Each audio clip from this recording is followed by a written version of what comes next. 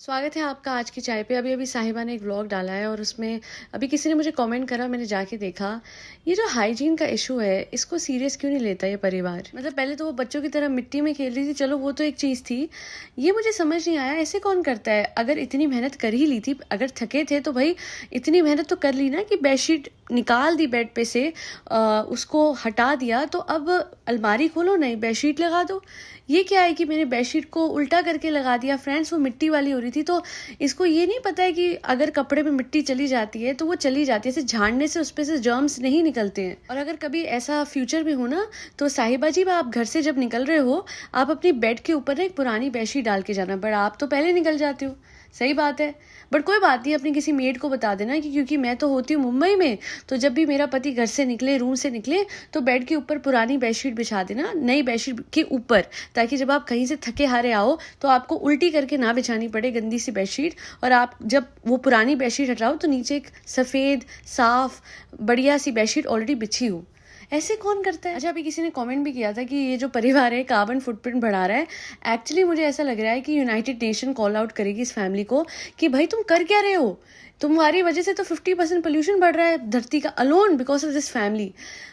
Madam के घर में बिस्लरी की बॉटल्स आप लोगों ने देखी है। हैरानी की बात तो ये है कि लाइफ में ईज इतनी चाहिए।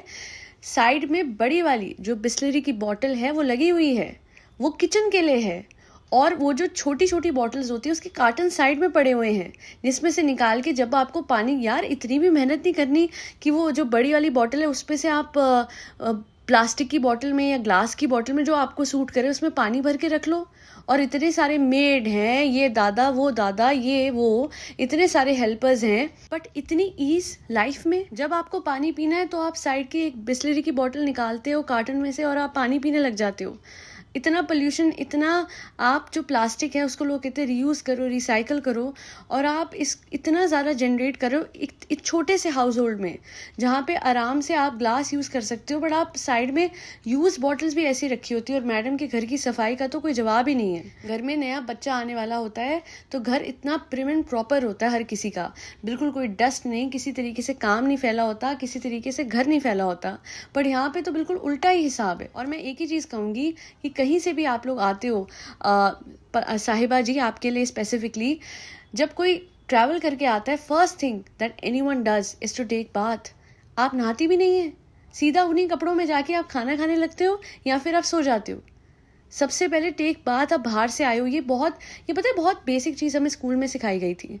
Always wash your hands when you come from outside and always take a bath after you come back from a trip. That's the most basic thing that anyone can learn and teach. And ये मतलब ये तो मुझे नहीं लगता school की ज़रूरत है इसमें। हमारे मम्मी पापा ही हमें बता देते थे कि नहीं, खाने को भी नहीं हाथ लगाना, पहले हाथ धो के आओ, नहीं सबसे पहले जाओ नहा के आओ, उसके बाद बैठो, ट्रैवल होके आए हो। मैंने इसको देखा, ये ट्रेन से आती है। जब इसकी शादी थी उस टाइम पे साहिबा ने अपने गांव पे आके, मतलब ट्रेन का पूरा ट्रैवल करने के बाद 2 दिन तक वो ट्रैक सूट पहना हुआ था, प्यूमा वाला। Please correct me if I am wrong. Apart from that, हम अगर आप व्लॉग डालोगे कि हाँ नहीं हम हाथ धोते, हाँ नहीं हम नहाते, कहीं से आने के बाद हाँ हम मसाज करवा के आए पर हम नहाने नहीं गए क्योंकि अगले दिन सुबह हमने सोचा कि हम नहा लें। अरे आपको पता है, आप वैसे ऑयल, जनाब मैडम की मैं बात कर रही हूँ, ये रिजॉर्ट में गए थे, वहाँ से ये मसाज करा के आ रहे हैं और पूरे लथपथ हैं ऑयल से, और ऐसे ही वो बेड पे बैठ गए और ऐसे अपना सर वो पीछे वॉल पे अरे यार, these are basic things, these are basic etiquettes. इसमें कुछ भी वैल्यूज़ का लेना देना नहीं है। अपने इंसान का खुद का ही वो है कि अजीब सा अंदर से ही मन नहीं करता कि हम, सबसे पहले इंसान जाता है कि नहा के आओ यार। इस तरीके से पूरे ऑयल लगा हुआ है। घर पे भी हम सिर पे ऑयल लगाते हैं, हम दीवार पे सिर नहीं लगाते कि हमें पता है कि दीवार तो खराब होगी, ऊपर से हाइजीन बेसिक थिंग्स। अब बोलो हाँ नहीं करूंगी मैं ऐसे जैसे तुम कह रही हो। मैं बिस्लरी क्या, मैं तो एक्वाफीना की बोतलें ला के रख दूंगी और साहिबा भी करेगी।